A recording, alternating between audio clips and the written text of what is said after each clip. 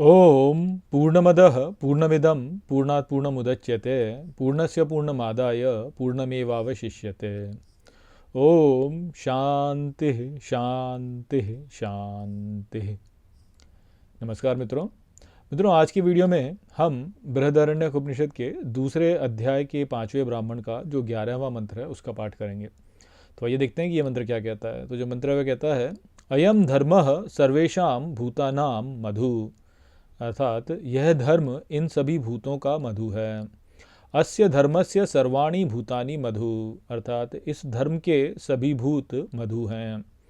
यश्चायम अस्मिन् धर्मे तेजोमयो अमृतमय पुरुषः, अर्थात और जो इस धर्म में तेजोमय अमृतमय पुरुष है। यश्चायम आध्यात्मम धार्मस तेजोमयो अमृतमय पुरुषः, अर्थात और इस अध्यात्म के धर्म का जो तेजोमय अमृतमय पुरुष है। अयमेव स यो अयम आत्मा, अर्थात वह ही है जो यह आत्मा है। इदम अमृतम इदम ब्रह्म इदम सर्वम, अर्थात यह अमृत है, यह ब्रह्म है, यह सब कुछ है। तो यहाँ पे अब हमको धर्म और जो धर्म की सर्वव्यापकता है उस विषय में बताया जा रहा है। तो यहाँ पे बोला जा रहा है कि जो धर्म है वह भी जो है सर्वव्यापक है, वह इस संपूर्ण ब्रह्मांड में है और वह रस के रूप में फैला हुआ है। तो मधु है कि वह जो है वह सभी भूतों का मधु है और उसके सभी भूत मधु हैं। तो वो भी मधु है, अर्थात वह भी आनंद ही है। और जो धर्म में जो तेजोमय अमृतमय पुरुष है और जो अध्यात्म का जो तेजोमय अमृतमय पुरुष है वह एक ही है, वह आत्मा है, वह ही अमृत है और वह ही सब कुछ है। तो धर्म ही सब कुछ है, इस प्रकार से यहाँ पे बताया गया है। और अगले मंत्र में जो है सत्य ही सब कुछ है वो बताया जाएगा। और फिर अब आप तो ये जानते हैं कि सत्य ही धर्म है वास्तव में, अर्थात धर्म ही सत्य जो है वो है जो कि अस्तित्व में है और अस्तित्व में जो रहता है वह ही धर्म है। तो चलिए वो सत्य की तो हम अगले वीडियो में बात करेंगे, यहाँ पे धर्म की बात कर लेते हैं। तो बोला जा रहा है कि धर्म जो है, जो हम धर्म में तीजों में अमृत में पुरुष है और जो अध्यात्म में धर्म है वह एक ही है और वह आत्मा है। तो अब आप समझ लीजिए धर्म को लेकर, अब आप धर्म को लेकर के यदि आप बात करें तो बहुत सारी बातें हो जाती हैं। और जो है कुछ लोग धर्म को बोलते हैं कि वह रिलीजन है, कुछ लोग धर्म को बोलते हैं कि वह प्रकृति है, कुछ लोग धर्म को बोलते हैं कि वह संपूर्ण ब्रह्मांड की व्यवस्था है, इस प्रकार से बोला जाता है। पर धर्म जो है वह वैसे देखा जाए तो क्या है फिर? तो जो आधार है, वास्तव में जो आधार है वह धर्म ही है। जो जैसे देखिए आप ये सोचिए कि जब यज्ञ किया जाता था तो यज्ञ में अग्नि को जलाया जाता है और अग्नि को जला करके उसको घृत अर्पित किया जाता है, तो घी अर्पित किया जाता है। और घी जो है वह उसका जो संस्कृत में शब्द होता है वो क्या होता है? घृत। और घृत जो है, और संस्कृत यदि आप देखें तो ऋत भी है, जो वेदों में जो शब्द आता है वो ऋत की ऋत। अब घृत और ऋत इस प्रकार से है। और ऋत क्या है कि जो जो सही है, जो ठीक है, जो चलेगा, जिसे आप कह सकते हैं जो कि चलेगा, जो संभव है, ऐसे भी समझ सकते हैं आप इसको, वह ऋत होता है। और आप यदि घी को देखें और आप उसको वैसे देखें तो कैसे होता है? आप घी को उत्पन्न कैसे किया जाता है? तो घी को उत्पन्न किया जाता है कि आप दूध, पहले तो गाय लेते हैं, गाय का दूध निकालते हैं, जो दूध होता है उसे क्षीर बोलिए। अब क्षीर जो होता है उसका मंथन करते हैं, मंथन करेंगे तो उसमें से फिर जो है मक्खन निकल के आता है। उस मक्खन को जो है फिर आप तपाते हैं तो तब उसमें से घी बनता है।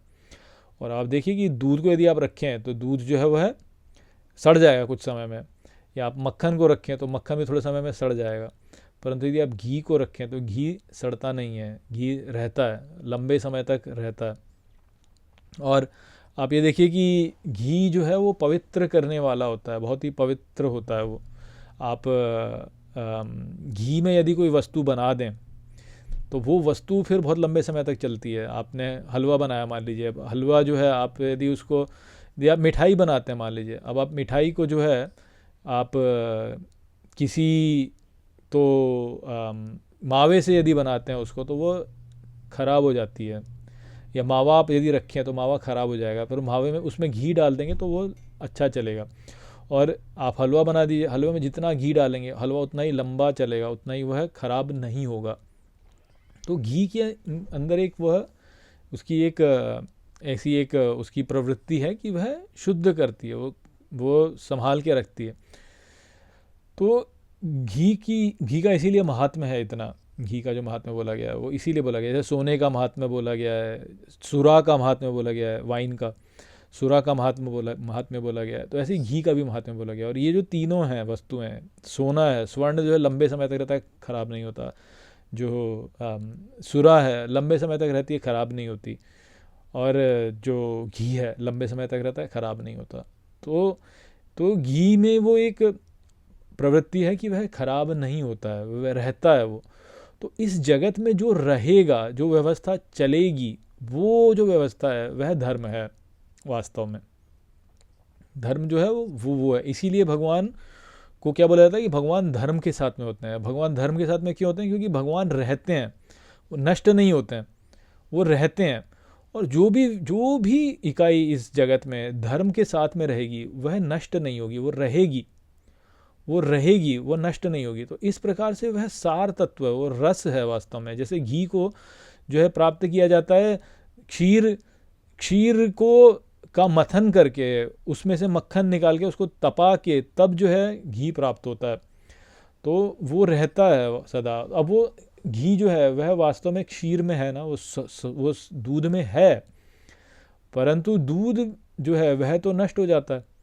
पर यदि आप दूध का मंथन करें और मंथन करके फिर जो है आप उसमें से घी निकाल लें, वो फिर रहता है।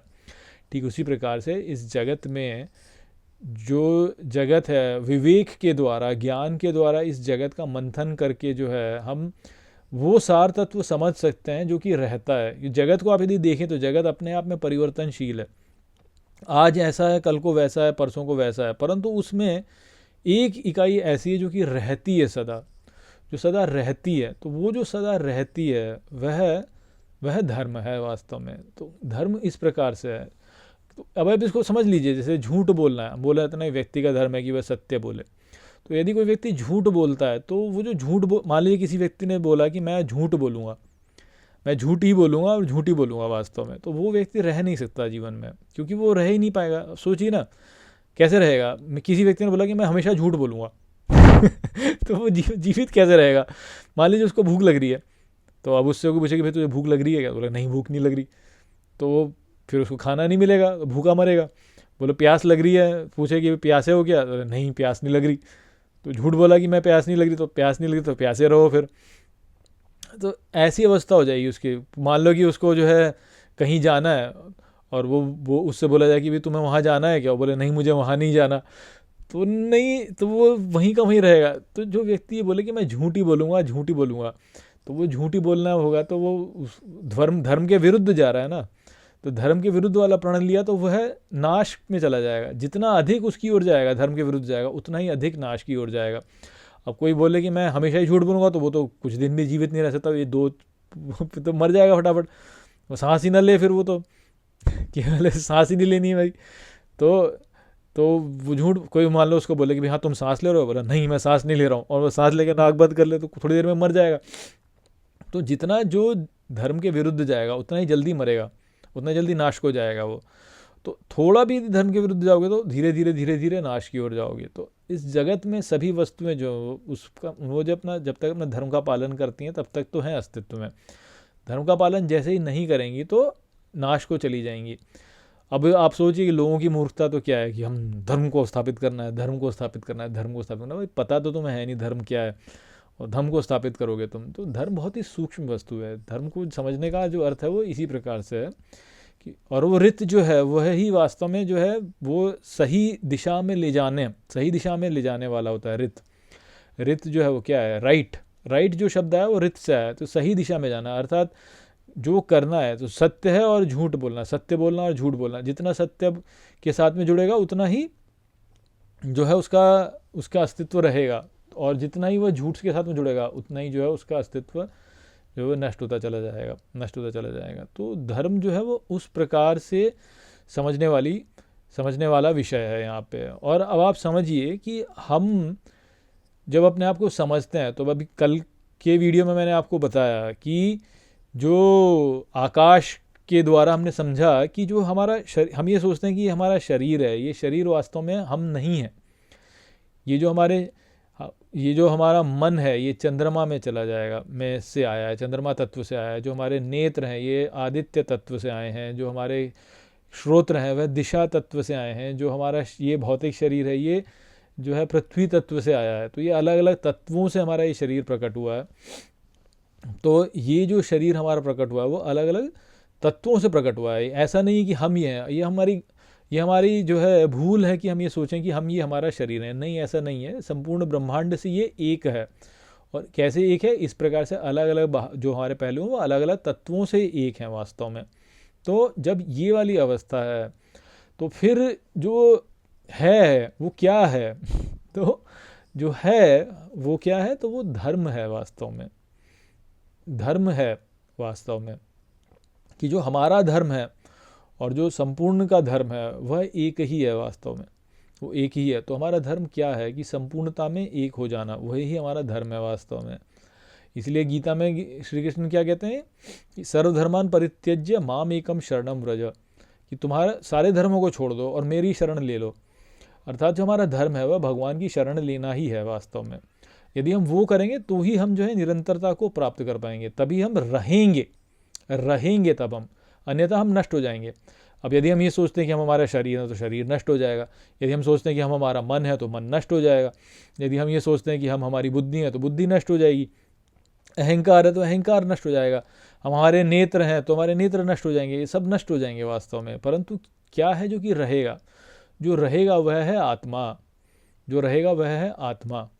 तो जो धर्म है वह क्या है? आत्मा से जुड़ जाना ही धर्म है वास्तव में। इसीलिए यहाँ पे क्या बोला कि वह जो धर्म है वो, और संपूर्ण विश्व का धर्म जो क्या है, तो वह आत्मा है। वह ही अमृत है, वह ही है जो रहता है, वह ही है जो कि सदा रहेगा। सदा से था, सदा है और सदा रहेगा। जो बाकी कुछ बीच में जो भी कुछ प्रकट हुआ वह रहेगा नहीं, वो आएगा और चला जाएगा, आएगा और चला जाएगा। तो इसलिए जो है वह है नहीं वास्तव में, वह है नहीं। तो वो वाले विचार को यहाँ पे समझाया गया है। तो आशा करता हूँ कि ये जो मंत्र है ये आपको ठीक प्रकार से समझ में आ गया होगा। चलिए इसी के साथ इस वीडियो को यहीं पे समाप्त करते हैं। नमस्ते।